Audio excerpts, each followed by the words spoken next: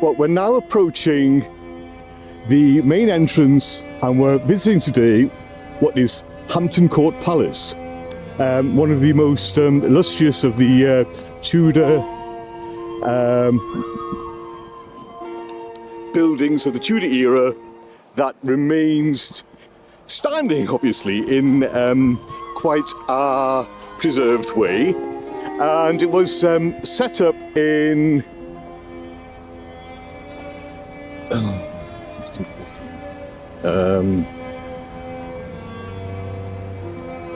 1514 by Cardinal Wolsey, Henry VIII's chief minister. And Wolsey's still a butcher.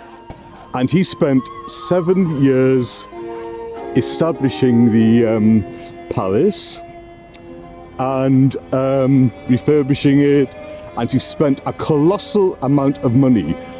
Was it 200,000 crowns on making the palace what it was? Yes, so but we're at the main entrance, the main gate to the palace, and you can see these little, well, sculptures,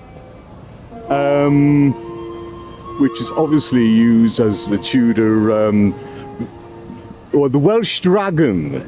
That's quite symbolic because the Tudor dynasty originated from Wales. I don't know whether that's anything to do with it, but that's what happened. Why they're used, or these mythical creatures. One or two of them are dragons. And what is also interesting is Fred Zinnemann's classic movie about Thomas More, another of the king's councillors, Henry's councillors. Sir Thomas? Sir Thomas? Sir Thomas?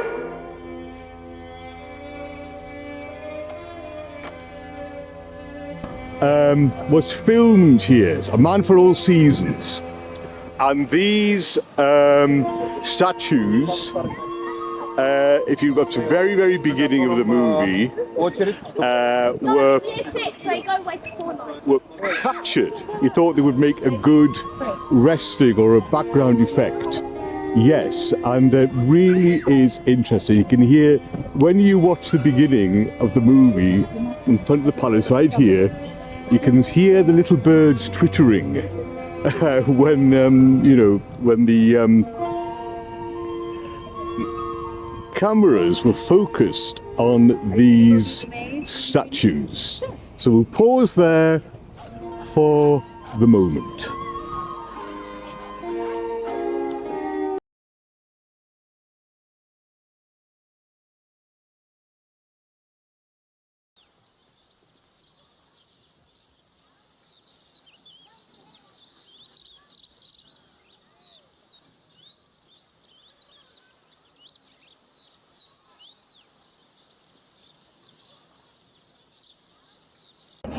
Right, well, here we are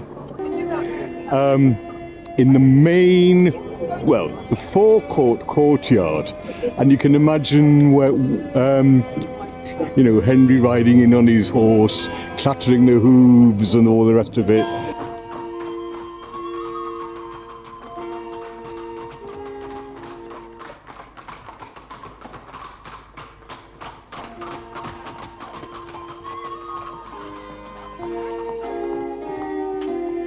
And other ministers of state who would come in here on a regular basis, and of course another of these movies or that depicted the era was Anne of the Thousand Days, which was about Anne Boleyn, and the palace was obviously used Henry VIII's second wife, and the palace who eventually became Henry's second wife, and of course the palace was used in a much to-do business, yes.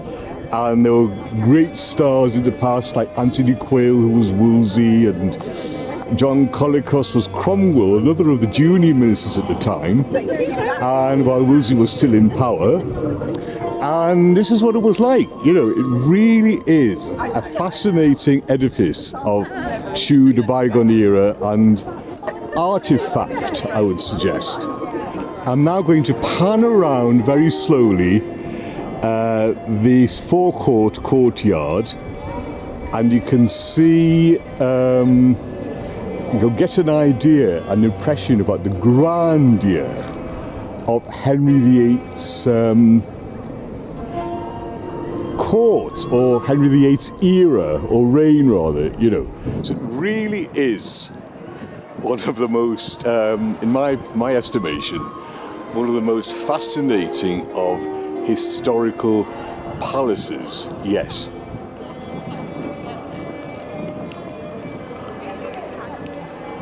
There you go. I think it might also be interesting to point out at the very beginning also of A Man for All Seasons,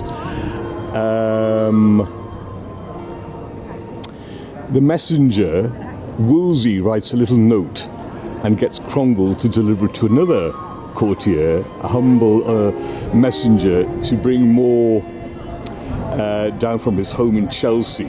And you see this backdrop when the message is running down to the boat on the Thames, just a few yards away out at the entrance, you know. And it really is, and the music is just superb soundtrack by George Delarue, who was obviously a dab hand at composing Tudor-type music to, you know, to Anne of the Thousand Days, as well as A Man for All Seasons. There you go.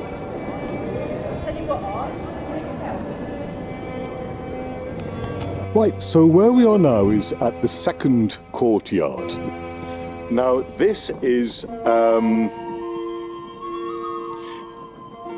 the entrance ahead is what leads to Henry VIII's apartments, Henry VIII or Henry VIII's quarter of the palace. Okay, and the design in front of above is what is called the clock tower. Now, this is the Anne Boleyn Tower, obviously given or attributed to Anne Boleyn. Now, obviously, well, no, not obviously exactly, depends, isn't it, on the circumstances. If you get into a complicated affairs of state, things can get rather tricky, you know, and by 1629, Henry wanted to divorce his first wife, Catherine of Aragon, because she couldn't give him a male heir. Son, and their daughter. So, Wolsey, being the king's chief minister, had to, do all the negotiating and, obviously. But unfortunately, he failed to divorce the king from the first queen, his first wife, Catherine of Aragon. So, unfortunately for Wolsey, he fell from power.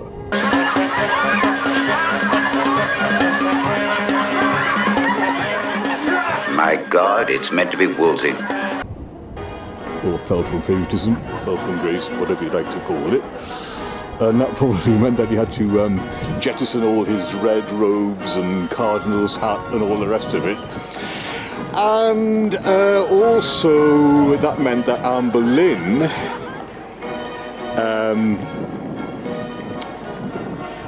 became even more of a prominent figure in Henry's life. And so not only did Wolsey give the palace to the king, who also in a way gave it to his concubine at the time, Anne Boleyn. So she had the palace, and this is what happened. So, unfortunately for Wolsey, but at the time, the ascendancy and the more power and more influence, more grace that went to Henry's second queen, who was his second queen in 1533, Anne Boleyn, or Anne Boleyn.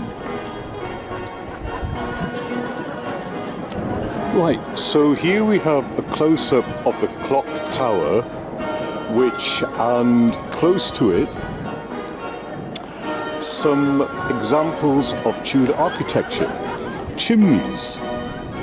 Although they're in shadow, you should be able to make out what a grandiloquent design Wolsey put into, as I've already indicated or said, had put into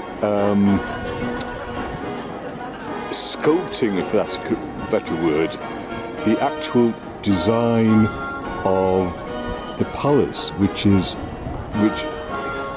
obviously, or is uniquely Tudor. Yes. So here we are just in front of the Anne Boleyn gateway, and you can see the splendid display of the layout of the castle. This is the Anne Boleyn gateway, and just up to the right, we're going up towards Henry's apartments. So let's find out what they're like, or what they're about. Right, well, we're now at the entrance to what is arguably one of the more frenetic or aspects of Henry VIII's court, which is the kitchens, or where the court food that were fed the court was procured, cooked, and fed to the household and courtiers and servants, and all quite a lot of personnel, for want of a better word, that made up Henry's court. So let's proceed.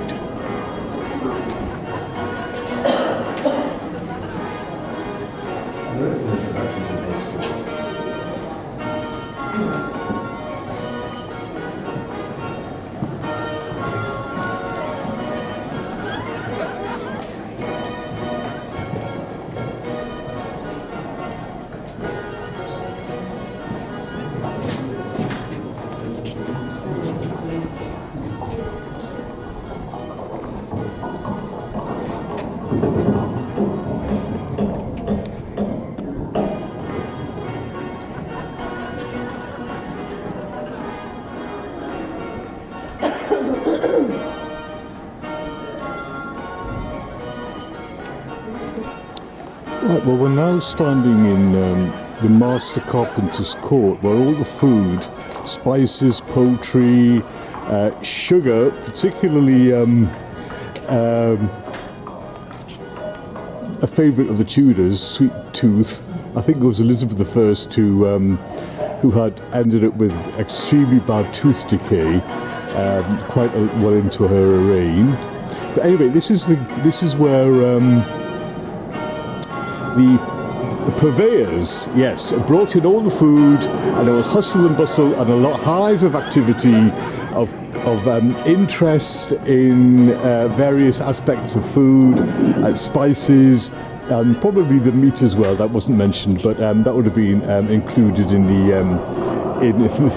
the diet. And so every single day, on a daily basis, the food was cooked and replenished, and it would have been sent to the kitchens, which we'll be visiting quite shortly. The centre of the screen right now is the entrance to what was called the counting house, which was governed and administered by a group of officials called the Board of the Green cloth, and this was overseen by Henry's first minister in 1538, when his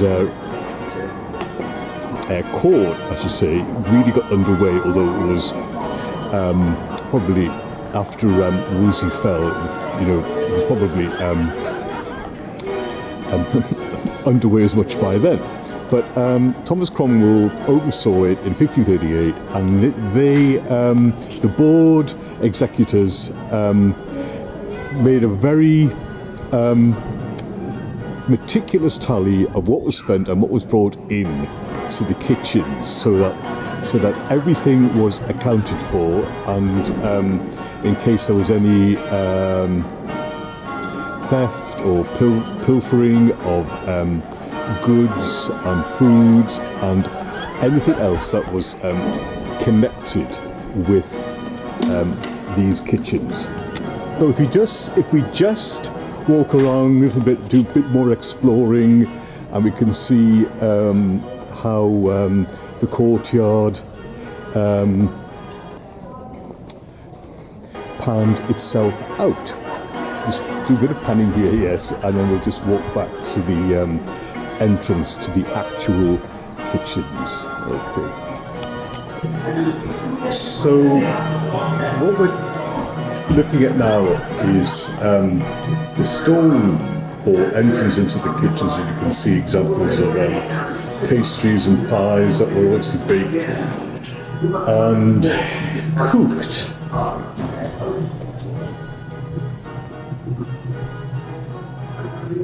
More utensils, more things that were turned out, and examples of what joints of beef and meat were like, and then pans, baskets, and all the rest of it, graters, you know, things like you would see in an actual kitchen.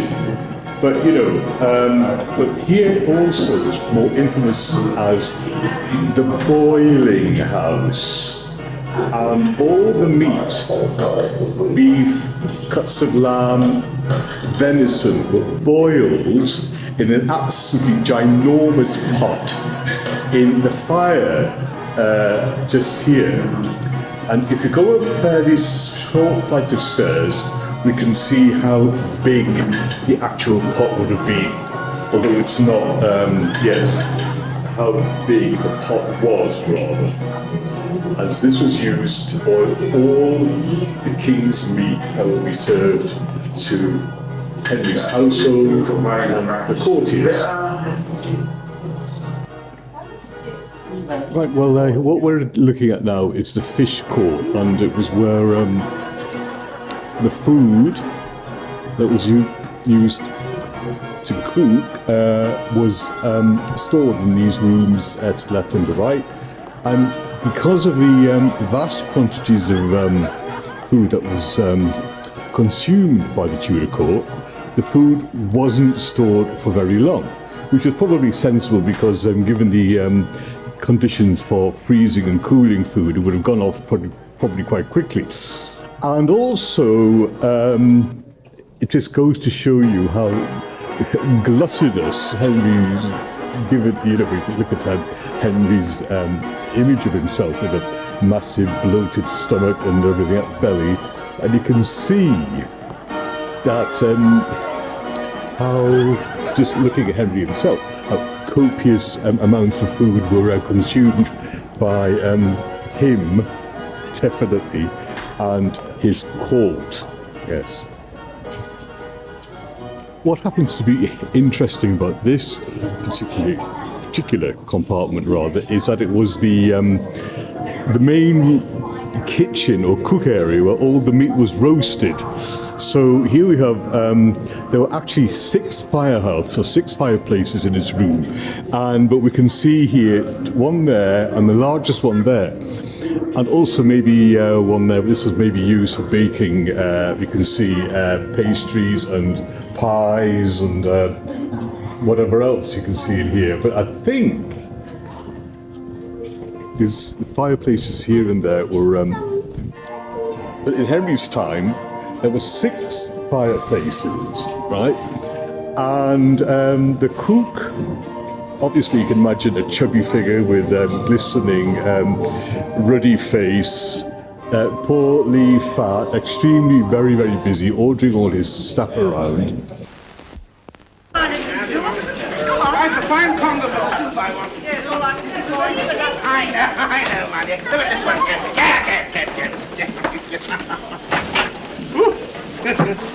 Ah, dear. The dinner had best be good tonight, or some of you will suffer. God save us all. Is the king in one of his black moods again?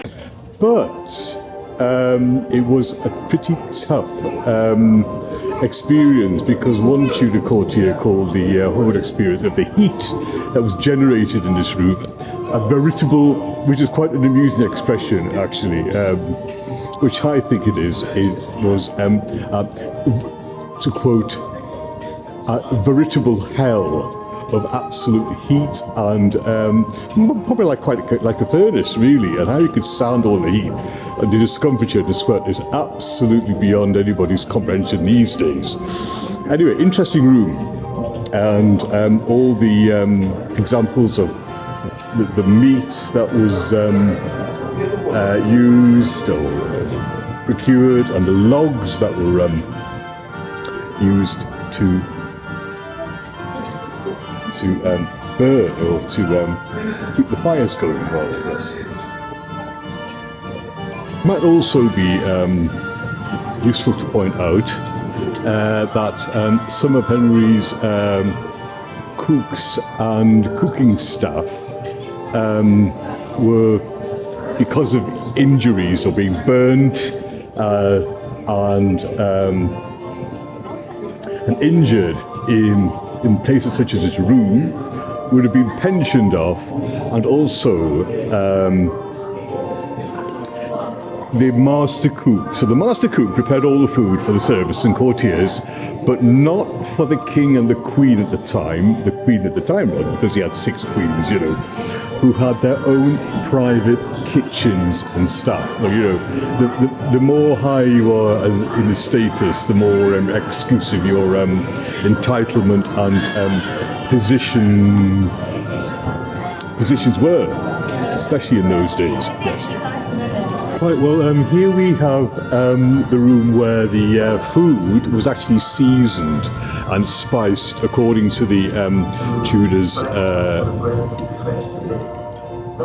preferences and tastes, and it was definitely you know, based on status. You know, the lower you were, the more simpler your food was, and the higher you were, the more delicate or delicacy or rich the food was. And of course, there were fish, meats, and all these foods, to a large extent. Here's an example of the herbs that were used to spice the food. Probably things like mustard, saffron, thyme, rosemary, sage, all the other herbs, and some of it was actually grown in the palace grounds as well. And of course we have examples of how the spices would have been stored. Yes, so this is how the Henry's court arranged and prepared their food in accordance with social etiquette, or social status rather than manners. This is the room where the establishment here now keeps one log fire roaring. Hello, no exit, please. There's no exit. But this is only one example of how, if you imagine 6 fires being burned here on a daily basis, and all organised and arranged by John Field, the master cook, who oversaw his staff that were suitably clad and attired for the work that they underwent and did. So obviously more meat and more food was roasted and prepared on spits and all the rest of it. And toward the end of it, and here are some of the silverware or the metalware. I don't know that it's real silver, but the metalware probably is actually, being examples of what was used. were served on these platters and bowls. And these hatches, you can see to the left, was where the food was handed on the platters to the servers. Yes, the servers. So the food was brought in first by the purveyors and then cooked and handed out and given to the ravenous or hungry courtiers, of which there would have been quite a lot. So let's just take a break there for a moment. So we're now in the what is called the serving passage, or the serving place, for all the food that had been cooked on not actually silver, it was pewter. That's a metal, not silver. And you can imagine this place being absolutely inundated with servants and servers who were here to take up the food and deliver it to Henry's court, who might have been jocularизing with Cromwell, Anne Boleyn, and all these people who were actually waiting in the Great Hall for the food. And you can imagine, if you've ever seen Charles Lawton's version of Henry. What would you call him? What would you call him? I'll tell you. No, tell me. In The Private Life of Henry VIII, he's eating a capon, and he says, "Call this a capon," and chucks the bone behind him, and it really is looking suspiciously at all the courtiers. So obviously he didn't trust anybody. Call this a capon? Look at that.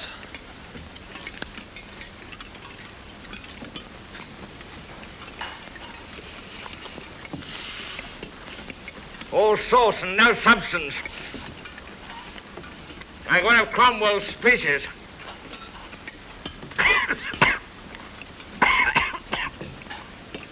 Just as difficult to swallow.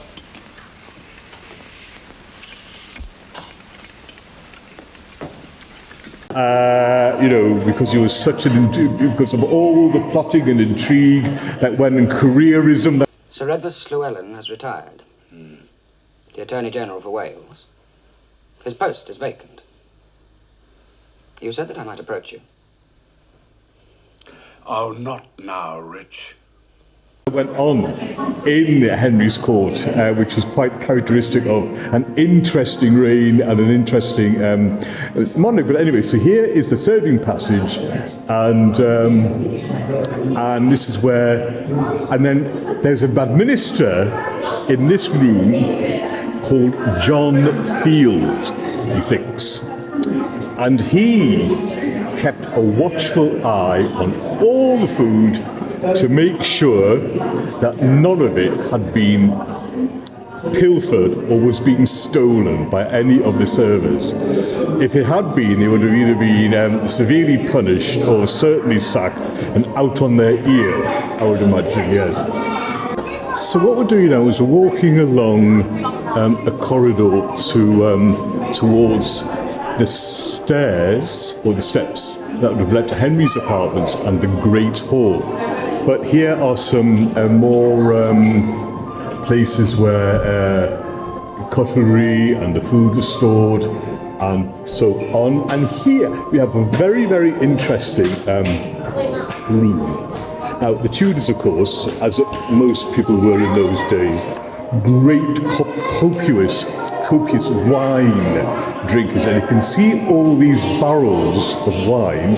Well, this was consumed in vast quantities by the Tudor court, and this is one of two wine cellars that were used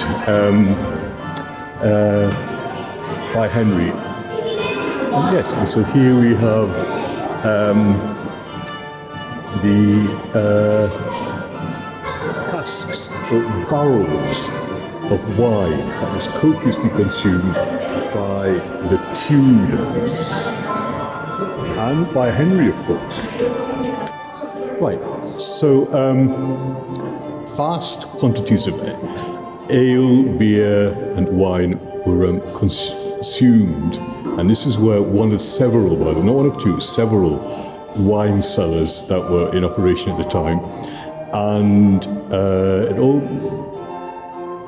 also the beer and ale were brewed locally, but the wine, the various wines were imported from the continent, namely France, with all the winery and orchards there. So yes, so the wine was imported, but the beer and ale were brewed locally. And I think the amount in terms of gallons or litres just isn't as, is unquantifiable, I would imagine, right? Okay. So here we have more rooms or more areas of the palace which are commonly termed as the cloisters. And we can see coats of arms here, and which leads in the Chapel Royal, and I think it's move along, and a lot of noisy kids here with their parents and so on. Just ignore that. And here we have more cloisters, which isn't Tudor. This is part of the Baroque quarters of the palace, which was set up by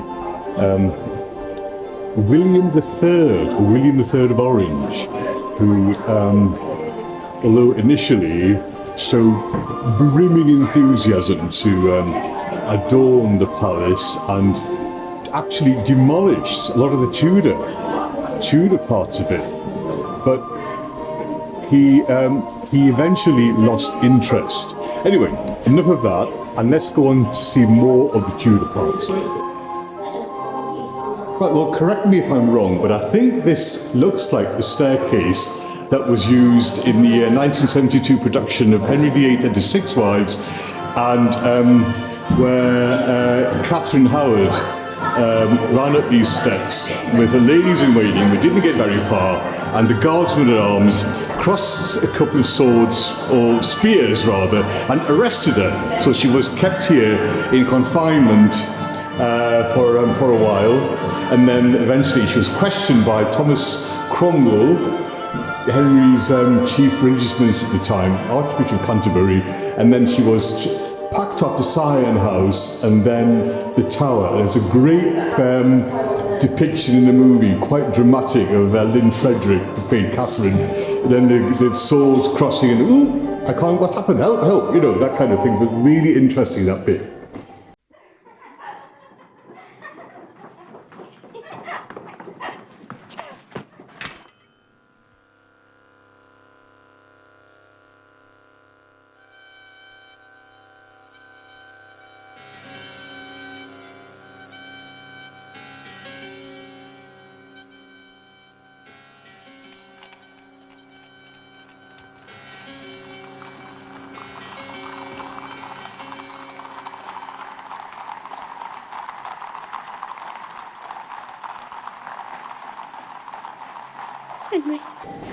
What was also interesting is you hear the riders or the messengers or the officials clattering away, and then thus ended Catherine's reign, and not only hers but her ambitious and scheming uncle Thomas Howard, 3rd Duke of Norfolk, who didn't have a care of fig for his nieces rather, and yes, both Anne and Catherine, and then of course but she was the one that got the block. Went to the block, and he didn't, but nearly did at the end of Henry's reign, but he died before the chopper could strike, if you see what I mean. The night crow. Sir. My niece, the great night crow. Anyway, so what we're going to do now is we're going to walk up to the Henry's apartments, which is a staircase towards his staterooms. So what we're in here is the Great Hall, which was completed in 1532 in honour of Henry's second queen, Anne Boleyn. And you can imagine a hive of activity on all the food. But we'll look at that in a moment. We'll look at this room first. Tapestries, the blaze of colour and vibrancy, and jocularity with the king sitting at the head of the far end of the room there, at the head with all his courtiers, and imagine all being served and waiting for the food, and there'll be probably fire in the middle of the, if you've seen Lawton, you know, depiction, The Private Life of Henry VIII and all the rest of it.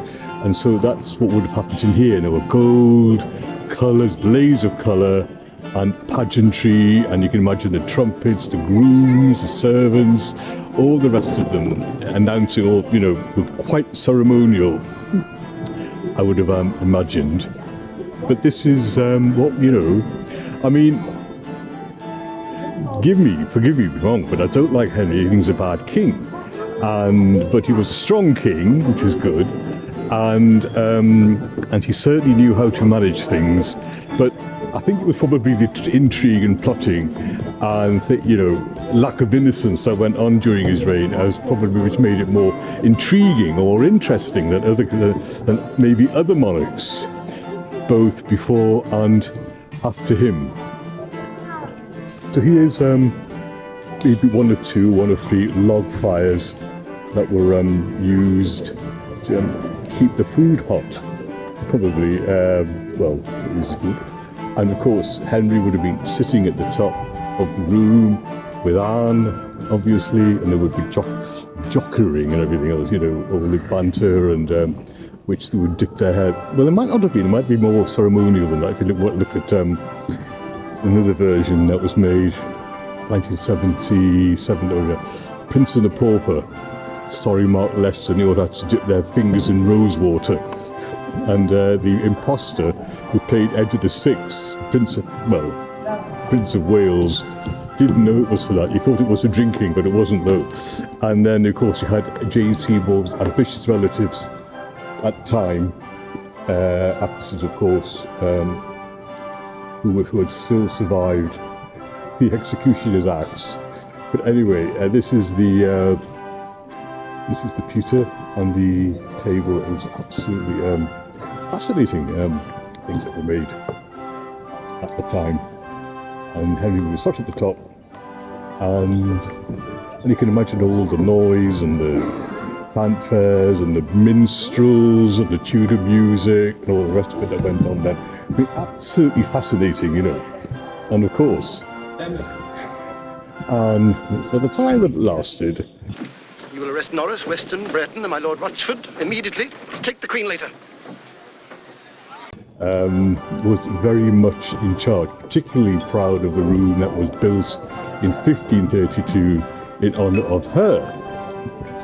Right, so here we're at the beginning of what is called the serving room or the serving hall, where all those people who had been waiting for the food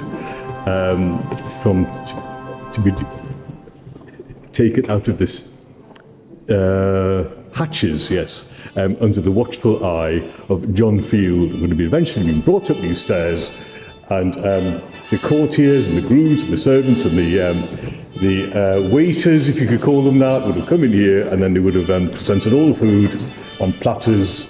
And of course, this happened twice daily on a daily basis. And can you imagine? But you know, it wasn't just a simple course for 2 days, two meals a day. It would have been about 40 courses apparently.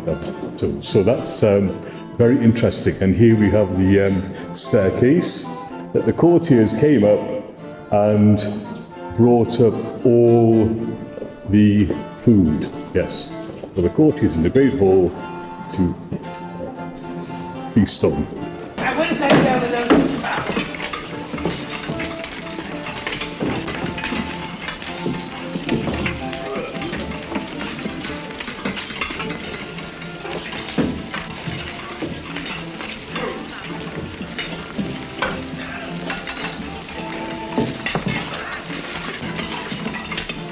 Now we're now standing in what is called the watching chamber, and this is where a room where a lot of important events were witnessed, or not least hoping to get a glimpse or a look at the king, if he was happened to be passing through this room or whatever.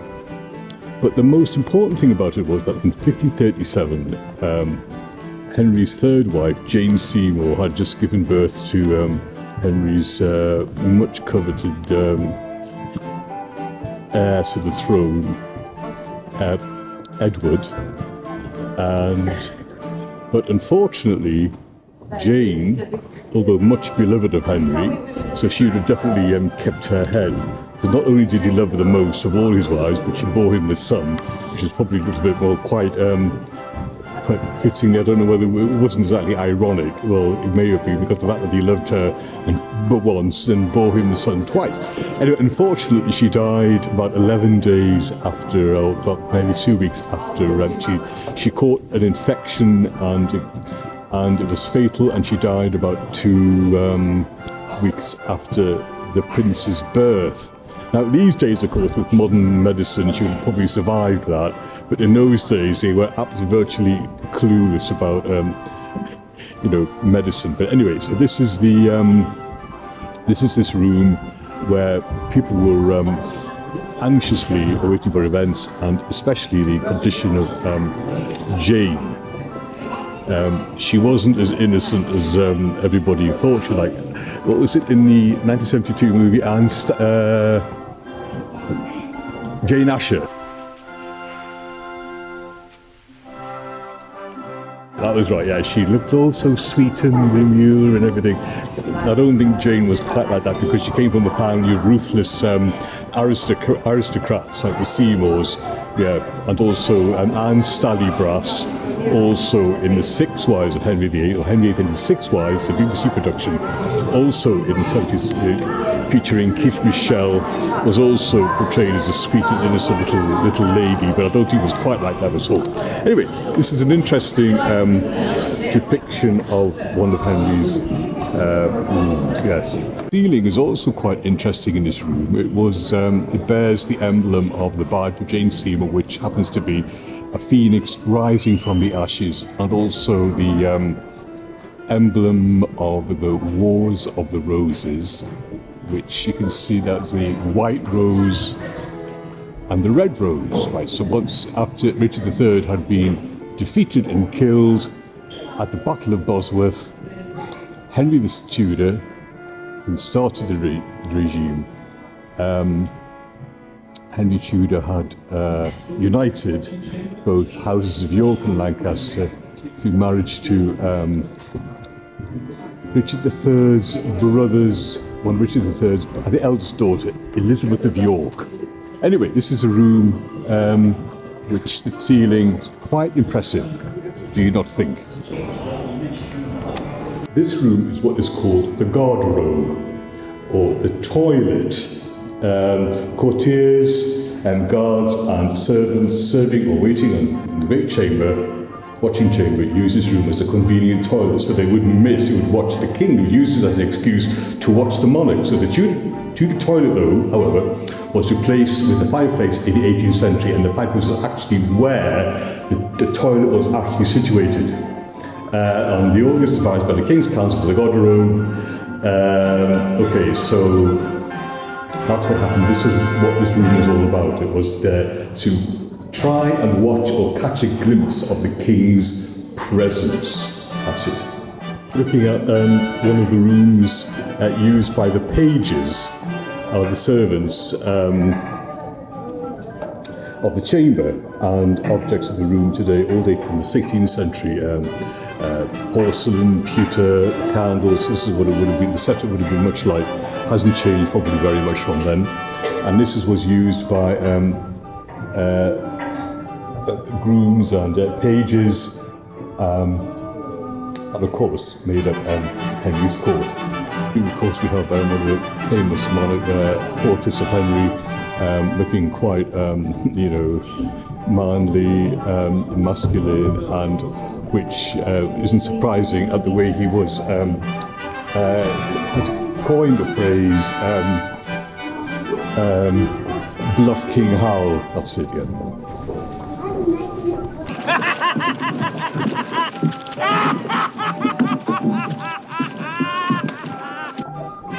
Because Henry had 6 wives, obviously, well, not obviously, but a lot of complications had happened, at affairs of state, and which kind of the Queen, after Jane had died, who's going to replace her. And there was a lot of disagreement and bantering that went on between the courtiers, like Norfolk, Cranmer, all these other people, right, who were key figures in Henry's court,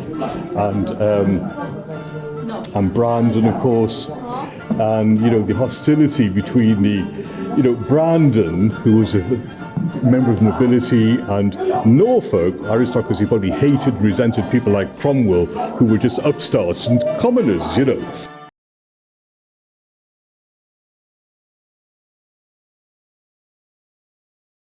Cromwell, do not sit there. It's no place for you. Traitors! Do not sit with gentlemen. My Lord of Essex, I arrest you in the King's name. No traitor. On your conscience. Am I a traitor? Let me speak to the King. Know, Cromwell, by your own law, that no man accused of treason may attend his grace. Send to his house to make inventory. Take him! Wait.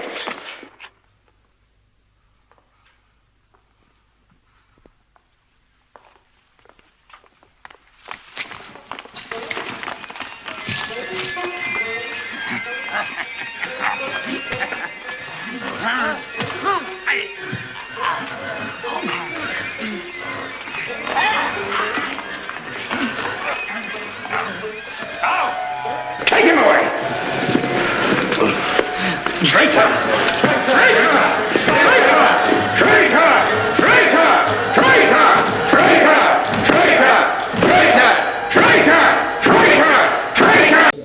And anyway, there was Thomas Audley, Thomas Cromwell, of course, Cranmer, the Archbishop was there, all there to decide who, to argue amongst themselves, and there was a lot of rowing and snarling and bickering going about affairs of state and about over the wives and who Henry should marry. And of course, here we have his portraits of his fourth wife, who he couldn't stand the sight of, Anne of Cleves, and the fifth wife, who was absolutely brainless, Catherine Howard, but used for politics by her uncle Thomas Howard, the Duke of Norfolk, And Anne very sensibly kept her head, although absolutely hated by Henry, but Catherine, unfortunately, poor dear, lost hers due to infidelity. That he was supplanted by another. That he was succeeded in your Grace's attentions by one Thomas Culpepper. Culpepper! Thomas! Thomas!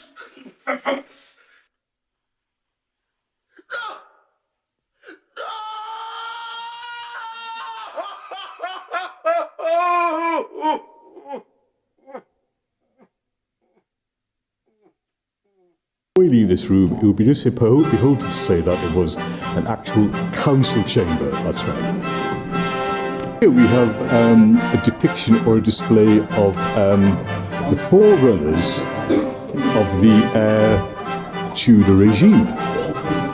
Well, with the exception of one of them, I might add. Now, on the far left, up at the top, is Henry Tudor, Henry VII's elder son, Prince Arthur, who unfortunately took sick and died, which is why Henry became king, because he took over the succession. Beneath him is a portrait of Margaret Beaufort, who was Henry VII's mother, and she lived just about into Henry's reign, but she died soon after he was crowned. And she was a key figure in the Wars of the Roses, and who played the succession, House of York, House of Lancaster, or House of Tudor. So obviously, because that she was she was one of the spearheads or originators of the House of Tudor, she was very much in favour of her own son, of course, to inherit the crown. And then, of course, here we have at the top there Elizabeth of York, That was Henry Tudor's queen, Henry VII's queen, who be married to end the Wars of the Roses and unite the houses of York and Lancaster. And beneath her is probably the most interesting caricature of all of these people, called Elizabeth Woodville. Now, she maybe one of the greatest queen consort mistakes. Edward IV, that was the monarch but one before Henry VII, fell for like a ton of bricks, and of course defied all the sensible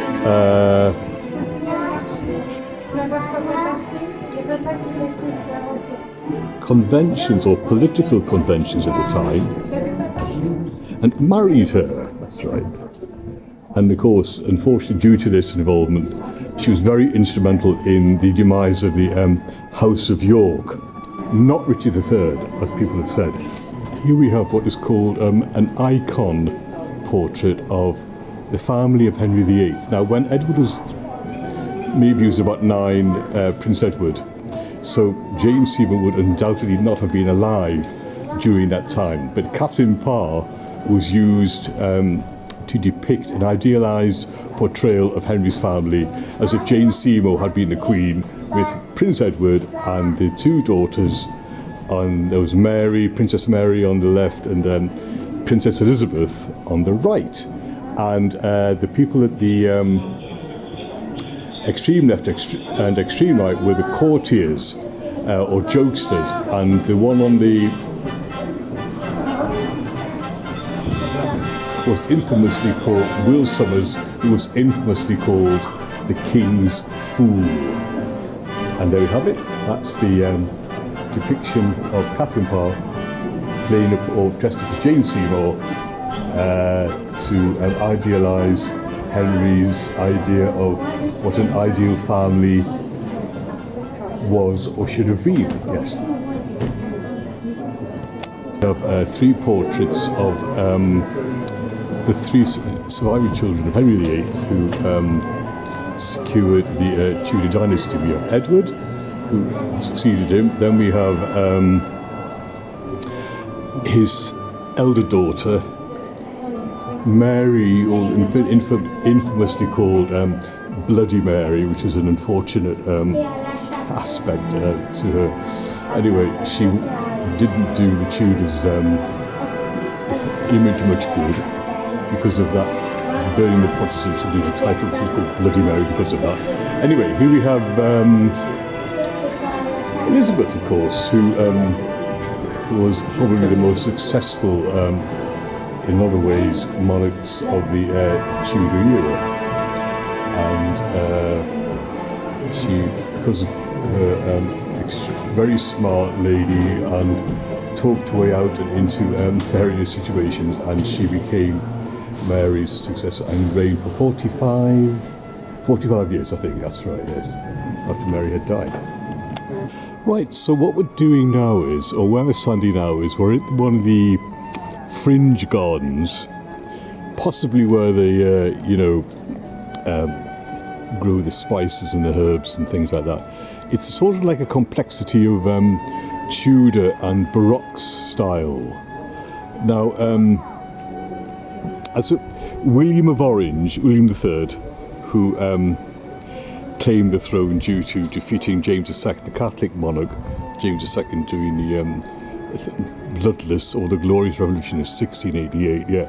So anyway, so what? I just can't believe to hear that he wanted to demolish all of the Tudor parts of the palace, which would have been an absolute crying shame.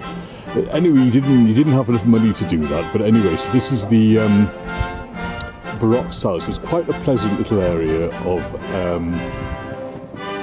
the palace. So you can still see, of course, the Tudor architecture in the middle of the fringe complex here. Yeah. Right. So we're just looking at some of the cloisters, corridor areas of the palace, and we're going back to the base court. The base, what is called the base forecourts. So I'm actually wrapping up the tour of the palace, because I think I've seen enough. It's nice just to view it in some of the edifice in sunlight, because it was dull and cloudy this morning, so it makes a pleasant change, would you not think, to view it in sunlight? Yes. Well, that wraps up the tour of Hampton Court Palace, but it's the first time I've done any of this. But anyway, that's the end of the tour of the Tudor Quarter, or the Tudor aspect of the palace.